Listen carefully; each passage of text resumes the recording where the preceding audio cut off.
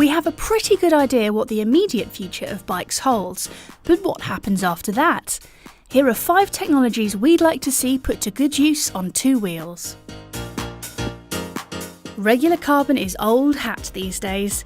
Sure, it's brilliant for making those laterally stiff, vertically compliant bikes we all froth over, but the basic concept of laying up carbon with epoxy hasn't changed all that much in recent years. The one carbon atom thick wonder material, graphene, appeared on the scene a few years ago, promising to revolutionise everything, but we're still waiting for it to take over in bikes. UK brand Daci has already made a graphene road bike called the Interceptor. This incorporates the material in the resin that binds the carbon together, producing a stronger frame for a given weight. The process is much the same as for standard carbon bikes, and its designers reckon a 500-gram aeroframe is achievable. Graphene also has conductive properties which could be exploited in the creation of frames with some sort of built-in intelligence. The possibilities are intriguing. Imagine if you never had to clean your bike ever again.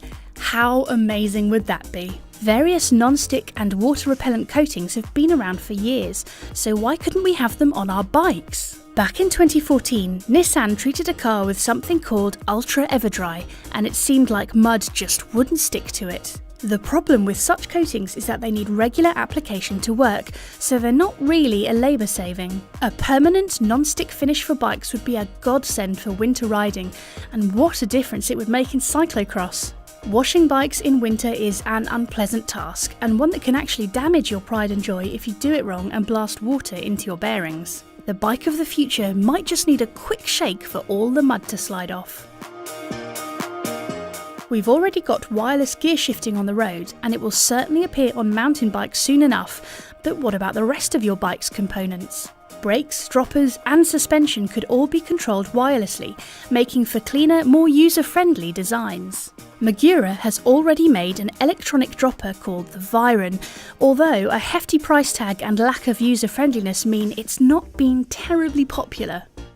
Imagine if you never had to route another cable through a frame, and if swapping your dropper post between bikes were as simple as undoing a single bolt and yanking it out. More wireless kit would mean keeping extra batteries charged, but if it simplifies frame design, drops weight and makes maintenance easier, then we reckon the trade-off might well be worth it. Convincing riders to use wireless brakes might be a little tricky, however.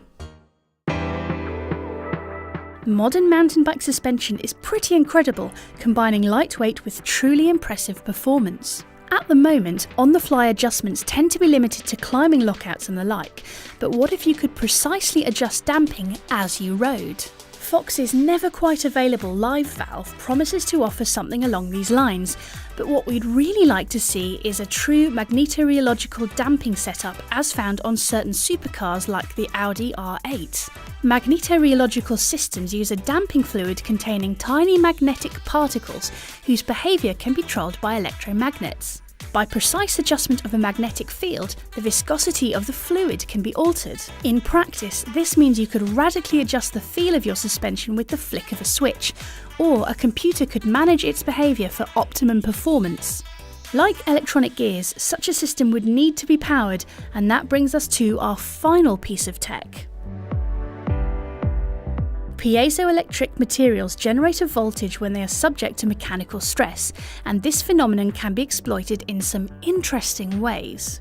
Way back in 2008, researchers at a French university were able to demonstrate that a piezoelectric generator could be used to produce a few milliwatts of power, theoretically enough to power a small LED light. We'd love to see such a system employed to keep Di2 batteries topped up, or to power your Garmin on a bikepacking expedition. As more and more electronics make their way onto our bikes, the possible applications are multiplying. While there's no such thing as a free lunch in engineering, this is probably about as close to one as you'll ever get.